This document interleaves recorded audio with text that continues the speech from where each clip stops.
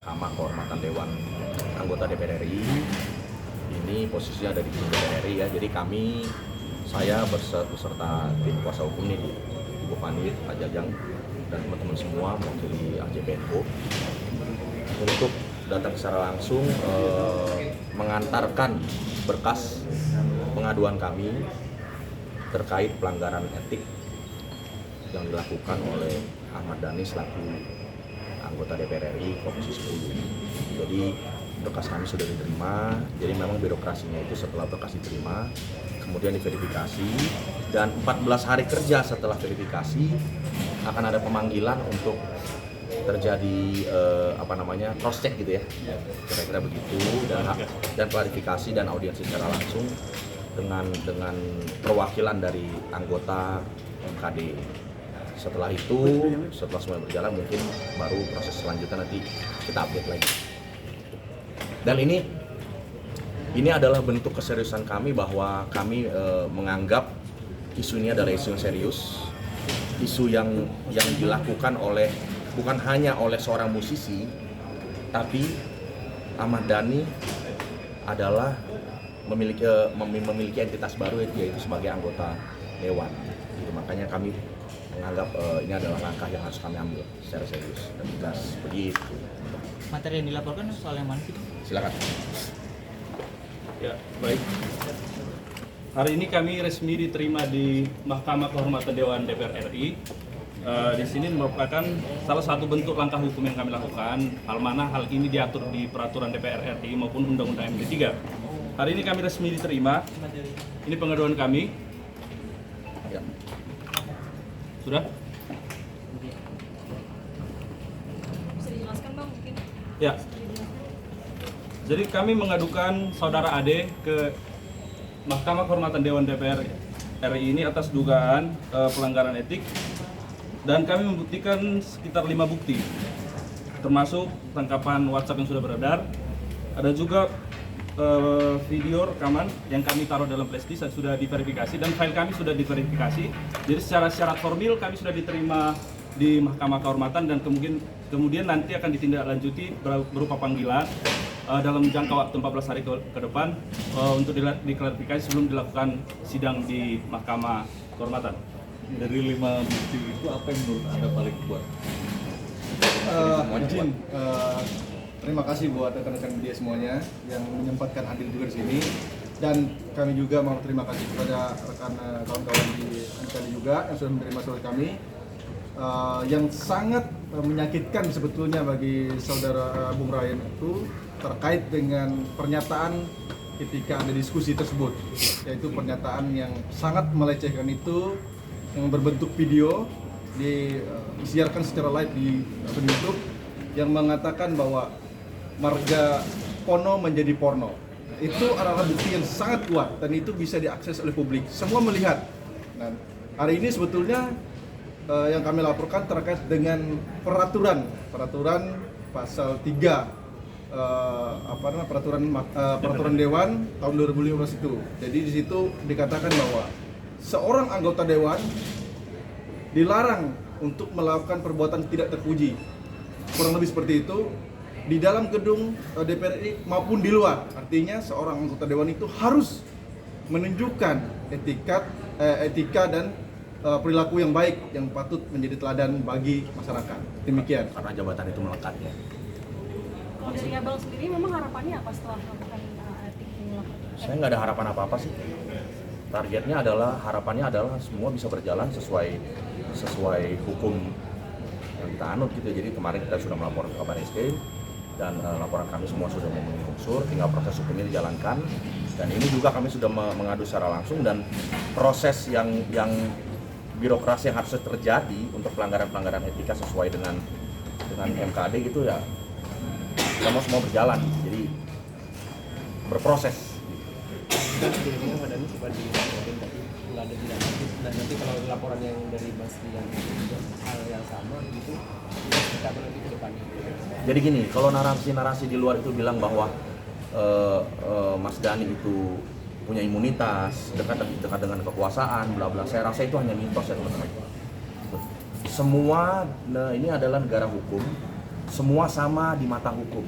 Ketika terjadi pelanggaran hukum ya harus diproses hukum. Ketika terjadi pelanggaran etika ya pelanggaran etik harus diproses etiknya gitu kan. Jadi saya percaya bahwa negara ini, bangsa ini, semua institusi penegak hukum yang kita miliki akan berlaku seobjektif mungkin. Gitu. Ini karena kehormatan itu tidak mengandung pada popularitas, pada nama besar, pada strata sosial, pada jabatan, enggak. Semua masyarakat Indonesia itu ada memiliki kehormatan, apalagi di balik nama dan marga mereka. Jadi ketika itu dilecehkan, artinya semua punya privilege yang sama di mata hukum bahwa harus dibela kepentingannya. Gitu.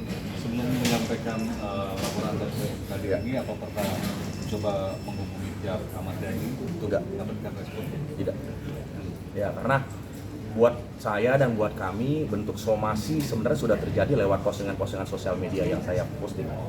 Itu sebenarnya secara tidak langsung itu sudah menjadi bentuk somasi. Jadi kalau misalnya memang ada niat baik, dari awal harusnya dari pihak AD yang menghubungi saya secara langsung gitu loh, karena punya nomor juga kan. Bro, gue minta maaf lah kalau gue menyinggung. Apa yang bisa gue lakukan nih untuk keluarga lu nih, untuk teman-teman, untuk saudara-saudara lu, kira-kira apa? Itu kalau orang rendah hati, kalau orang benar-benar punya kepekaan, itu yang terjadi. Tapi kan ternyata enggak. Terbukti juga di beberapa video konten itu beliau bilang ya nggak takut gitu, nggak takut karena memang ya segala sesuatu memang harus dilaporkan.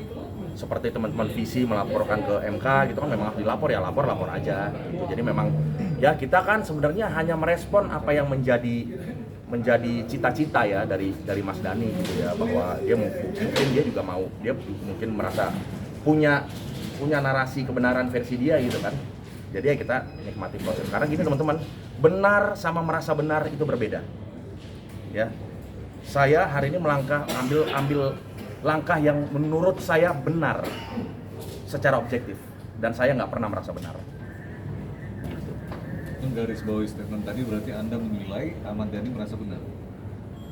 Teman-teman yang menilai, publik yang menilai ketika kita melakukan kesalahan tapi kita tidak secara gentleman meminta maaf dengan narasi-narasi bahwa itu kan bercanda, lo aja baper, bla bla bla, berarti kan apa tuh? Gitu. Jadi teman-teman yang menilai ya, Nah, ini publik yang berarti menilai. termasuk pencemaran terhadap suku dan Penghinaan. Ya. Dugaan penghinaan terhadap etis dan ras, dalam hal ini marga keluarga saya Pono. Karena yang memiliki marga Pono itu bukan hanya Ryan Pono, tapi semua orang di Sabu NTT, di Sumba, di Kupang, seluruh NTT, di seluruh dunia bahkan secara umum. Gitu loh. Karena kan ya di Indonesia ini, Indonesia Timur, Sulawesi, Sumatera, Batak, Padang, Caniago dan lain-lain itu semua marga. Jadi Indonesia ini kaya akan budaya dan ras ini gitu loh. Nah, Mas Dhani sebagai anggota Komisi 10 itu seni, budaya, pendidikan, olahraga dan lain-lain ya. Itu harusnya paham benar marwah ini gitu loh. Sebenarnya itu teman-teman. Kalau Mas Dhani itu bukan anggota dewan, mungkin nggak akan seperti ini. Ini menjadi showcase buat kita menunjukkan bahwa ini menjadi pembelajaran bahwa kualitas seorang anggota dewan itu sudah harus ada di level wisdom yang pernah saya bicarakan waktu itu, di level wisdom yang tinggi harusnya, gitu loh. Karena anggota dewan itu mewakili konstituen, ya, mewakili dapilnya.